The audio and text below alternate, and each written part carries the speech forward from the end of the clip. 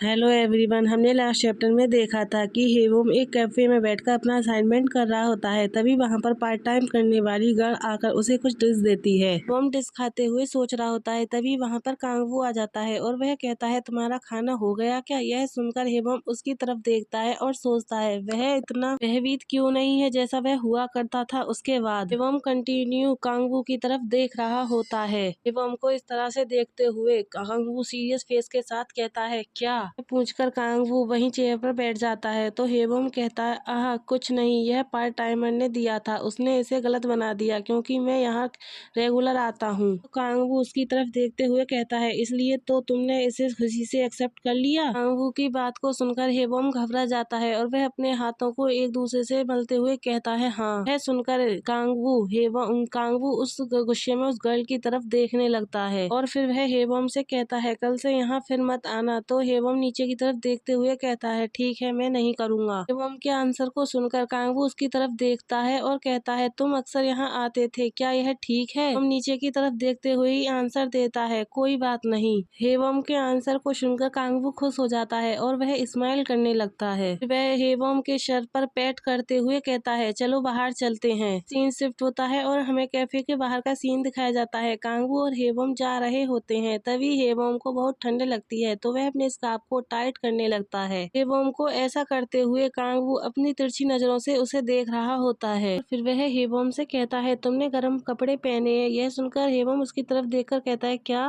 फिर तभी कांगवू की नजर हेवम के शूज पर जाती है जो खराब हो गए होते हैं। वह कहता है, ओह। और फिर वह हेवम से पूछता है, सनवे, जब मैंने तुमसे कहा था कि अपने पसंदीदा स्नैक्स खरीदने तो तुमने सचमुच वही खरीदा? सुनकर हेवम चौंक जाता है और कहता है, नहीं, मैंने अन्य सामान भी खरीदे। यह सुनकर कांगवू हंसने लगता है और हंसते हुए कहता है, क्या ऐसा है? मुझे नहीं पता था। यह सुनकर हेवम सोचने लगता है, कांगवू इतने कोल्ड मौसम में भी इतने थिन क्लोथ पहने हुए है। फिर वह आगे सोचता है, मेरा अनुमान है कि यह सच है कि अच्छे क्लोथ में कोल्ड नहीं लगता कि वह थिन हो। वह कांगवू की तरफ देखते हुए सोचता है, स्टूडेंट्स अक्सर कहते हैं कि कांगवू को लग्जरियस चीजें पसंद हैं। वे अनुमान लगा रहे थे कि क्या यह महज दिखावा है या उसकी जेन्युइन वेल्थ का साइन है। फिर वह आगे कहता है, वे शायद नहीं जानते, कांगवू सचमुच वेल्थी है, लेकिन वह सैम को कम विशिष्ट बनाना चाहता है। फिर वह आगे कहता है, वह विदेशी कार की जगह पर डोमेस्टिक कार चला रहा है, तक कि उसके पास स्कूल और बाकी टाइम के लिए अलग वॉच भी है। जिस सीरियस वॉच के बारे में स्टूडेंट बात करते हैं वे निश्चित रूप से कांगवू की सबसे सस्ती वॉच है। एवं आगे सोचता है, मुझे यह पसंद आया कि तमाम अटकलों और अफवाहों के बीच मैं ही एकमात्र पर्सन था जो कुछ ऐसा जानता था तो अन्य लोग नहीं जानते थे। यह सब सोचने के बाद हेवम कांगवू से कहता है, क्या मैं डिपार्टमेंटल स्टोर जाकर कपड़े खरीद सकता हूँ? तो कांगवू कहता है, जो कुछ चाहते हो खरीदो। फिर सीन शिफ्ट होता है और हमें दिखाया जाता है कि हेवम स्टोर आ गया होता है। हेवम सूजों को देख रहा होता है और सोचता है, काले रंग का दाग ज्यादा नहीं दिखते, लेकिन चूंकि यह कपड़ा नहीं है इसलिए मैं इसे किसी भी दाग को गीले कपड़े से पोंछ सकता हूँ। सोचने के बाद हेवम वहाँ पर काम वर्क करने वाले एक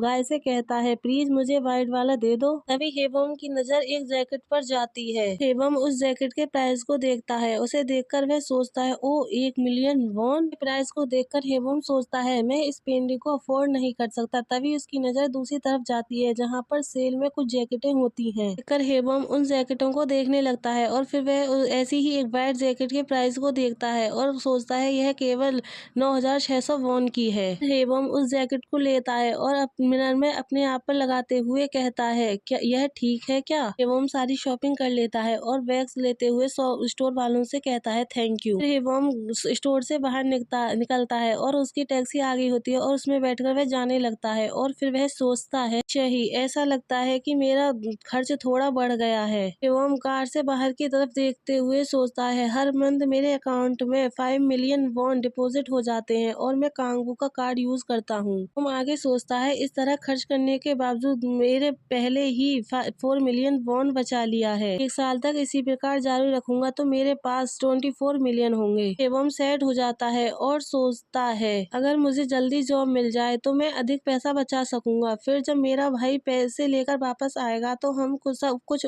उन्हें भेज देंगे। कांगवू हेवम एक साथ सोचता है वह अपनी मॉम और भाई को छोड़कर भाग गया, क्या वह बास्टर्ड वापस आएगा। हेवम को वह सीन याद आता है जब लोन शार्क उसके घर पर आते हैं तो हेवम अपनी मॉम को कवर कर गुस्से में चिल्लाते हुए कहता है उन्होंने कहा कि वह 3 साल के भीतर वापस आ जाएंगे।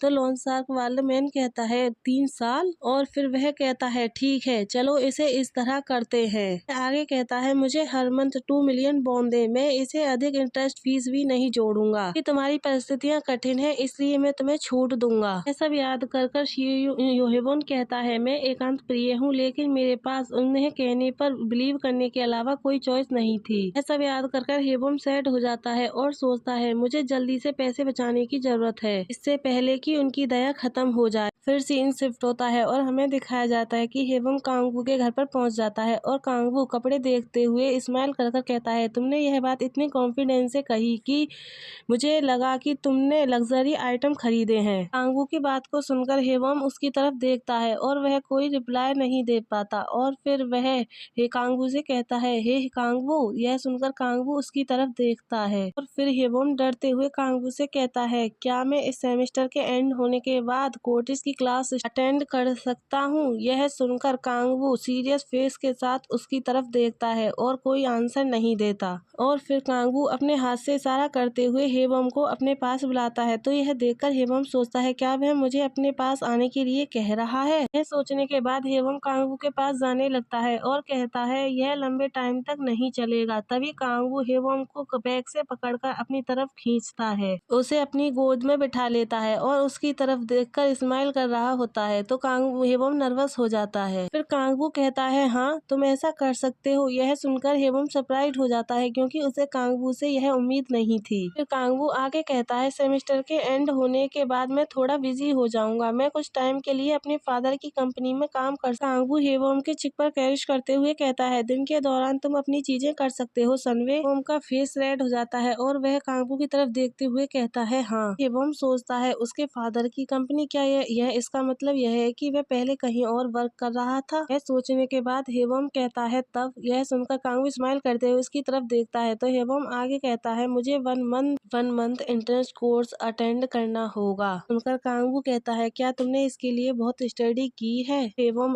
साथ चौंक जाता है। हेवम इसलिए चौंक जाता है क्योंकि कांगवू उसे टच करने लगता है। तो हेवम सोचता है उसका हाथ। कांगवू हेवम के कान में विस्पर करते हुए कहता है अपने लेग्स को थोड़ा और स्प्रेड करो। हेवम टच करने की वजह से रिएक्ट करने लगता है। वो की बात को सुनकर हेवम अपनी लेग को स्प्रेड कर देता है। तो कांगवू कहता है और अधिक। कांगवू हेवम के इस पार्ट को टच करने लगता है और फिर हेवम अपनी लेग्स को और स्प्रेड कर देता है। तो कांगवू हेवम के कान में विस्पर करते हुए कहता है गुड, जिससे हेवम चौंक जाता है। हेवम सोचता है मैं अब भी उससे डरता हूँ लेकिन पहले जितना नहीं। कांगवू कभी भी किसी को मार सकता है और मैं यह नहीं भूला हूँ कि वह मुझे भी नुकसान पहुंचा सकता है। हेवम की बॉडी रिएक्ट करने लगती है और वह मूनिंग करते हुए कांगवू की तरफ देखता है और फिर वह आगे कहता है इस डर की फीलिंग का आदी हो गया हूँ। तभी कांगवू हेवम के सर को पकड़ता है। तो हेवम कहता है और सीओ कांगवू मैं उसका भी आदी हो गया हूँ। हेवम की सर को पकड़कर उसके क्लोज जाकर उसे किस करने लगता है। और फिर गाइस हमारा यही चैप्टर लास्ट होता है। आई होप आप सब लोगों को पसंद आया होगा। पसंद आया हो तो लाइक सब्सक्राइब कमेंट करें।